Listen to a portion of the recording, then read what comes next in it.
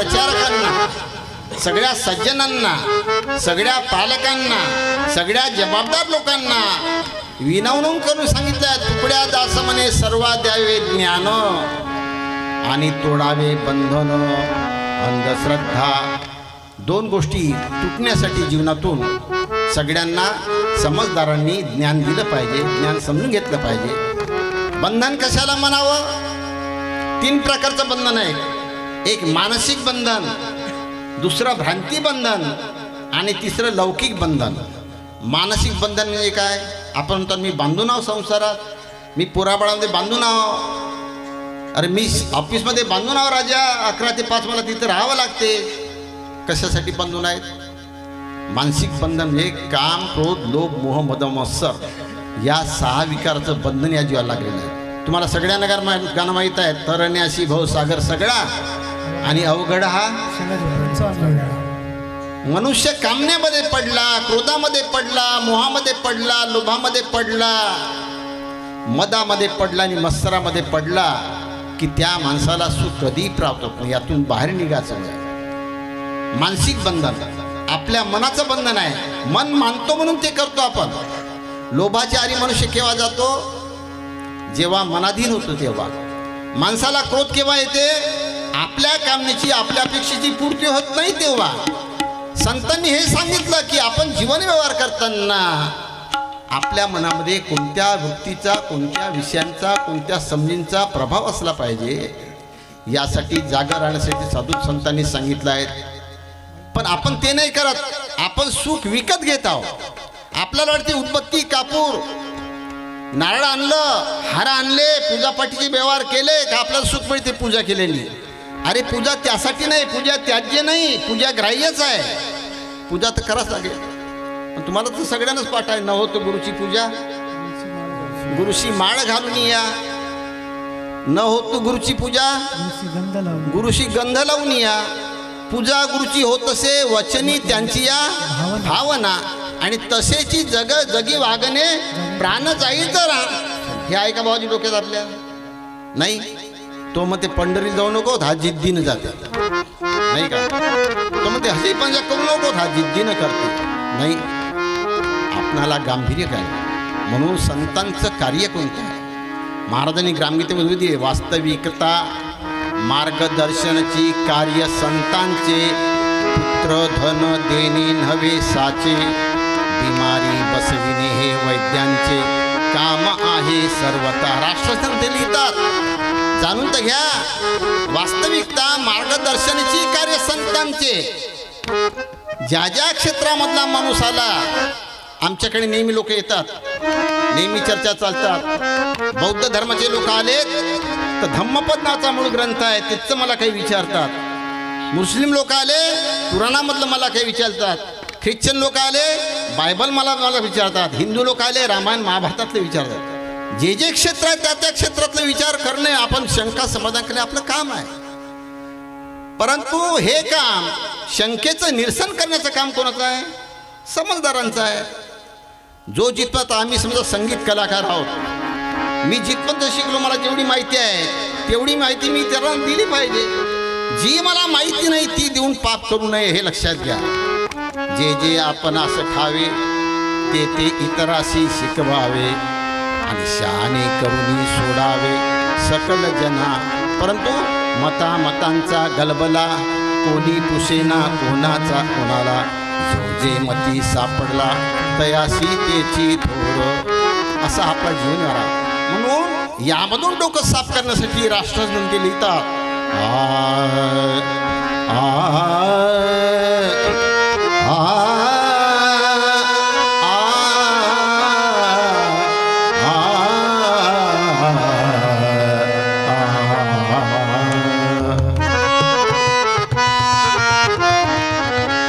सुविवेक बुद्धी प्राप्त कर. सुविवेक बुद्धी प्राप्त कर. सदग्रंथ अरु सत्संग से. सदग्रंथ अरु सत्संग से. सुविवेक बुद्धी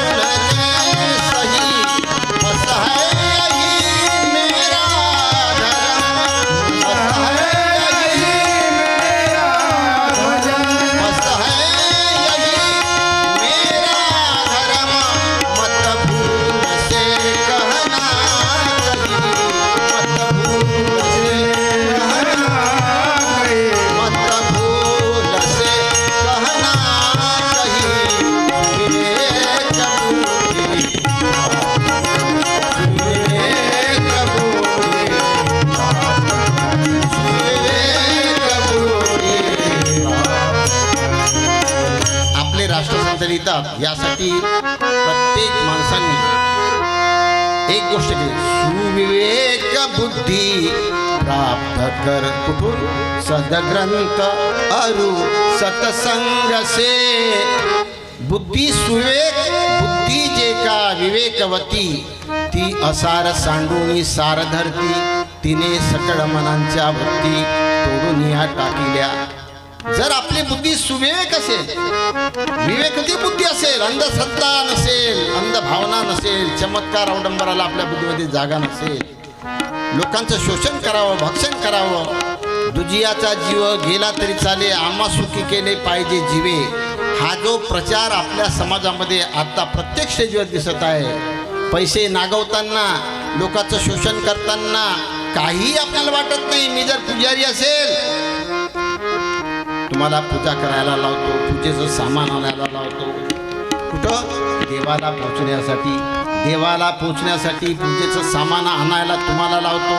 अडीअडचण बघून तुम्ही सामान आणता आणि ते सामान कोणाच्या घरी जाते? भाऊजी कुठे जाते? देवाच्या घरी जाते का जाते?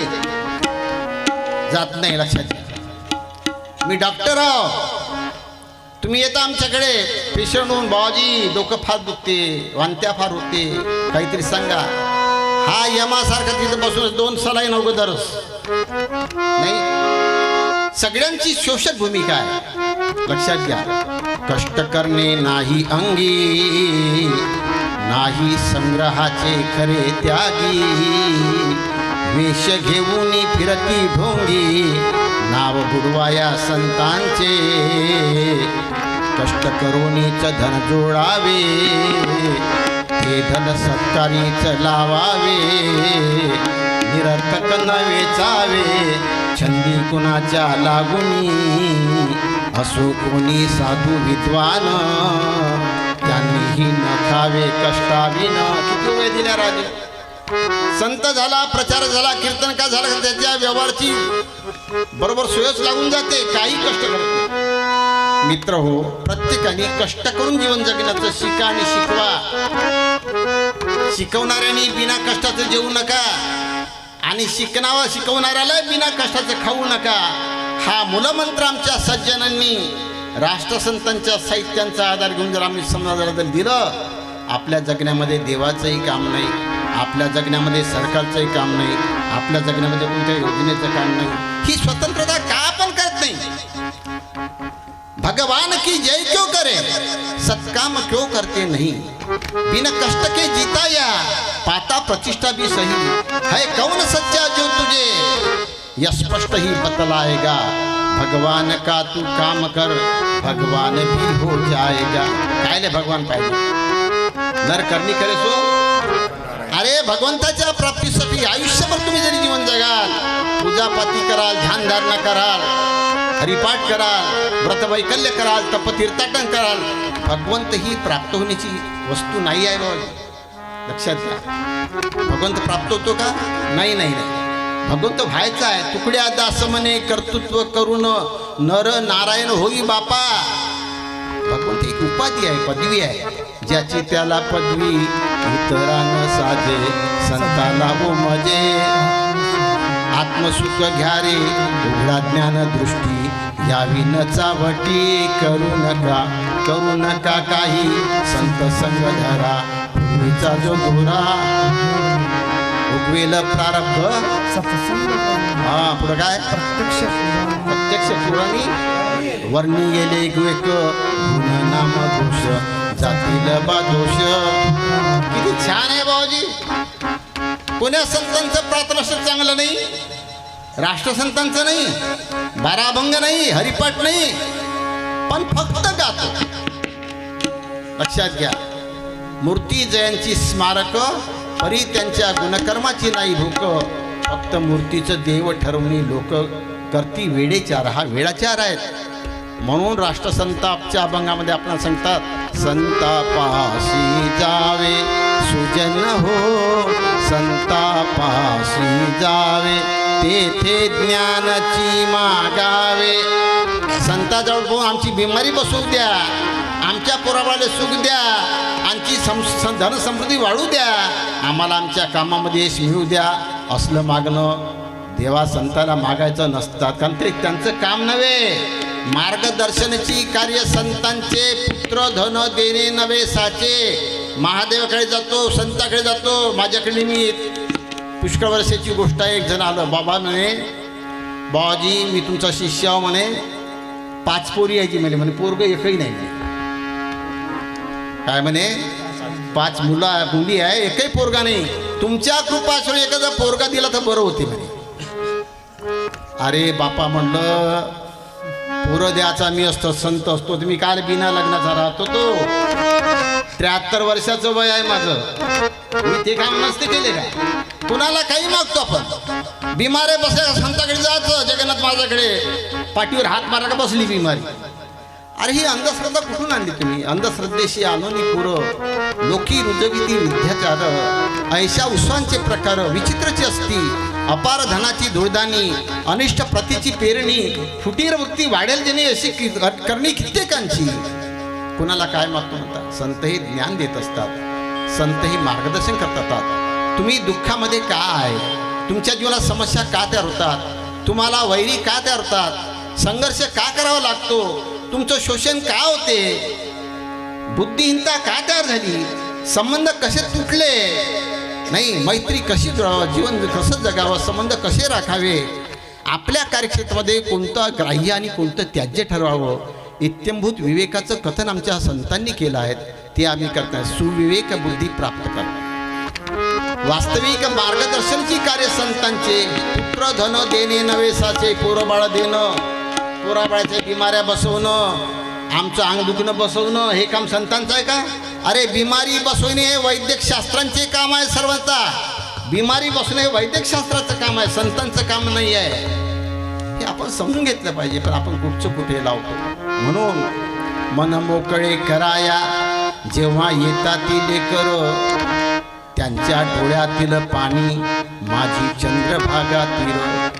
त्यांचे दुःख हिरावणी देतो दान आनंदाचे, याहुनी काय आहे पुण्य देव दर्शनांचे. देवदर्शनाचं पुण्य याच्याकडून वेगळं आहे का. लहान मुलांना, अज्ञानी मुलांना सांभाळणं, त्या अज्ञानी लोकांना त्यांच्या भावना दुखावणार नाही, अज्ञानी लोकांना वाटा मोकळ्या होतील. या प्रकारे संतांच्या साहित्यांचा आधार घेऊन अज्ञान कशाने दूर होईल. आपणाला कोणाला भीक मागायची वेळ कशी येणार नाही. हे महत्त्वाचं ज्ञान आम्ही आमच्या साधू संतांनी केलं असताना आम्ही त्यांचं शोषण करतो. त्यांच्या डोळ्यातलं पाणी पाहून आमचं अंतःकरण द्रवत नाही. ज्ञानदानाचे हे व्रत हीच माझी एकादशी. माझ्या लेकराचं यश हीच माझी प्रयाग आणि काशी. संत लिहितात, माझ्या लेकरांना यश मिळालं पाहिजे. माझ्या बांधवांना, आमच्या भक्तांना, आमच्या श्रोत्यांना राष्ट्रसंतांच्या साहित्यांचा फायदा घेऊन त्यांच्या समस्याचं निवारण झालं पाहिजे. त्यांच्या जीवनातला कलह मिटला पाहिजे. त्यांचं दुःख दूर झालं पाहिजे. कोण दुःख दूर करेल राजे हो. जीवनाशी आवश्यक गरजा पूर्ण. कोणत्या गरजा आवश्यक गरजा. अन्न, वस्त्र, निवारा, आरोग्य आणि शिक्षण हे आवश्यक गरजा आहे. जीवनाची आवश्यक गरजा संपूर्ण. या सर्वांचे एक एक साधन, त्या साधनांचे सर्वांगीण ज्ञान, याचा अंतर्भाव असावा शिक्षणी. या शिक्षणामध्ये, शालेय शिक्षणामध्ये, धार्मिक शिक्षणामध्ये, समाज शिक्षणामध्ये, राजकीय शिक्षणामध्ये अंतर्भाव असला पाहिजे. याचा ज्या गरजा तुमच्या आवश्यक आहेत त्या गरजा कोण निवारेल करेल. मी अनंत महाराज आहो. मी महाराज झालो, डॉक्टरचा धंदा बंद केला, नाना क्षेत्रातून निघलो, मग माझ्या अन्नाची व्यवस्था तुम्ही करायची का. हे शिकवलं का आमच्या संतांनी. भक्तांच्या लोकांवर बोजा द्यायचा का, हे शिकवलं का आमच्या संतांनी. आई जर आधी मुलांना जर जन्म दिला, आईने कोणतं कर्तव्य संपादन करायचं. घासातला घास मुलांना घालायचा. वय मुलांच्या घासातला हिसकवून घास आपण नव्हे खायचा. तुमच्या समोर 10-10, 5-50 रुपये घेऊन जायचे, आम्ही आमचे पायका पोरण असायचे. तुमच्या बायका तुरी मुळाले जायच्या, तुमच्या कापसात जायच्या. तुम्ही दिवसभर खरे होतात, पाठील कणे लागते ते होटाचे पोराबाळ पोसासाठी. आणि आम्ही बोके 10,000, 20,000 घेऊन जायचे 2 दिवसात. आम्हालाही लाजा नाही, तुम्हालाही लाजा नाही. बेशर्मीचा व्यवहार आहे बाबाजी हा. भक्तीमध्ये काम बिगाडे भक्ती को, ज्ञान बिगाडे क्रोध. भक्ती बिगाडे वैराग्य को, मोह बिगाडे बोध. जेव्हा माणसाच्या अंतःकरणामध्ये जीवन जगत असताना कोणी असा, आमचं नेहमीच सांगणं आहे, आम्ही एका धर्माचा, एखाद्या पंथाचा, एखाद्या पक्षाचा, एखाद्या संघटनेचा प्रचार करत नाही. आम्ही त्या संघटनेच्या, त्या धर्माच्या, त्या पंथाच्या, त्या जातीच्या ज्ञानाचा प्रचार करतो. संतांनी आम्हाला ज्ञान दिलं आहे. संतांनी कथिले ज्ञान, संतांनी कथिले ज्ञान,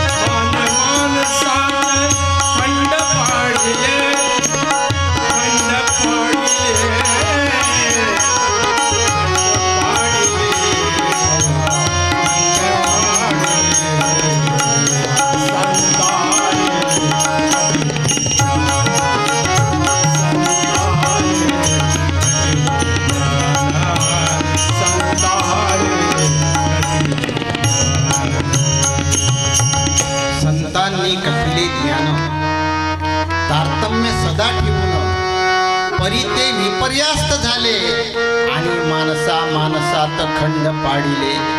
या ज्ञानाने काय केलं? हरिपाठ एकीकडे राहिला, संबोधक प्रार्थना एकीकडे राहिली, दासबोध एकीकडे राहिला, ग्रामगीता एकीकडे गेली, बीजक एकीकडे गेले. या बीजक वाचणाऱ्यांनी, या ग्रामगीता वाचणाऱ्यांनी, भागवत वाचणाऱ्यांनी, दासबोध वाचणाऱ्यांनी माणसामध्ये तुकडे करून टाकले. राजे हो, एका गावामध्ये हरिपाठ चालू असेल, एका गावामध्ये सामुदायिक प्रार्थना चालू असेल, हा चमचा ते घुसते हरिपाठ बंद करा. समुदाय प्रार्थना, समुदाय प्रार्थना बंद करा, हरिपाठ आणा. मित्र हो, विचारांती असती उदार, साधू संत थोर थोर, तेथे नाही भेद संचार कोण्याही प्रकारे, परी त्यांचे पंथानुयायी, आपुलालीच लाविती घाई, एकही न मिळे मतही. काय चाललं काय? म्हणून प्रत्येक सज्जनांनी तुम्हाला जो आदरणीय आहे तो ग्रंथ वाचा, तुम्हाला जो आदरणीय आहे त्याची भक्ती करा, तुम्हाला जो आदरणीय आहे त्याचा उत्सव करा. परंतु त्या उत्सवातून, त्या भक्ती मार्गातून, त्या चारित्र्यातून आपलं जीवन चारित्र्य घडवा. आम्ही नेहमीच सांगतो, good character is the main foundation of life. प्रत्येक पूजापाठाचा, व्रतवैकल्यांचा, तपतीर्थाटनांचा नेहमी सांगतो मी, वाईट नाही आहे, पण तपतीर्थाटनातून, पूजापाठातून, व्रतवैकल्यातून, दानधर्मातून, सामुदायिक प्रथातून, ध्यानेतून, हरिपाठातून, बाराभंगातून काय साधलं पाहिजे बाबाजी? काय साधलं पाहिजे? समानतेची समाज रचना, शांती देईल जीवजना, प्रगतीची नवी नवी प्रेरणा, करील भुवना उन्नत. विषमतेचा व्यवहार बंद करा आणि समता प्रस्थापित करण्यासाठी तन धन खर्च करा. शोषण करू नका, रक्षण करा. संत हे, सज्जन हे, प्रचारिक हे समाजाचे रक्षक बनले पाहिजे, शोषक नाही.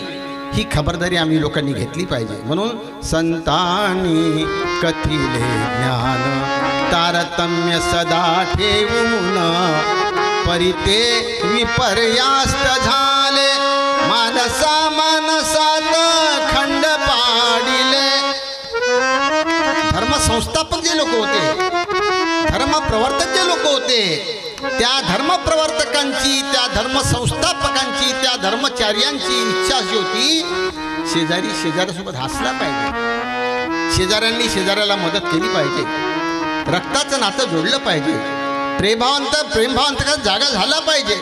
परंतु रिकामाच द्वेष करण्याचं आपण शिकलो, भेद पाडण्याचं शिकलो, समतेचं साम्राज्य प्रस्थापित होण्याचं कथन आमच्या साधू संतांनी ग्रंथामध्ये लिहिलं आहे. समाजामध्ये समानता यावी, भेदभाव विरळा जावं, द्वेष बुद्धीपासून दूर राहावं म्हणून नाना प्रकारचं लिखाण केलं. पदोपदी ऐसे उदाहरण, चरित्र सुधरे ग्रंथ ऐकून, परी लक्षात न घेता वडवून, जातील जन भाविकही. लक्षात आपण अर्थ घेत नाही. म्हणून संतापासी जावे सुजन हो, संतापासी जावे, तुका म्हणे संत संत, तुकड्या म्हणे संत संत,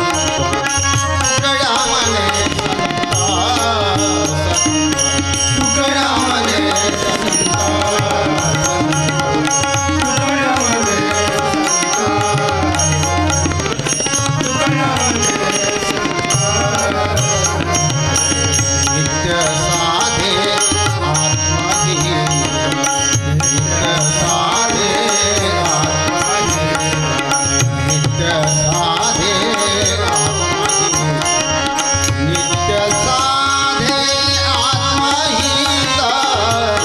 संत,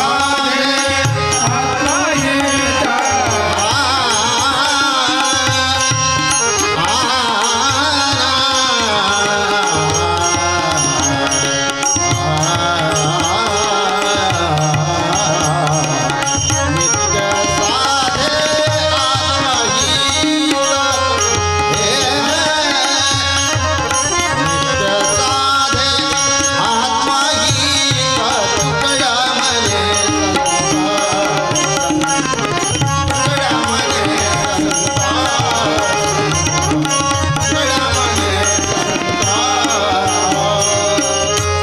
म्हणे नित्य साधे आत्महित. आत्महिताचा सुखाच्या प्राप्तीचा, दुःखाच्या प्राप्तीचा आणि हित साधनांचा तीनच प्रकार संतांनी दिले समाजामध्ये. लक्षात घ्या.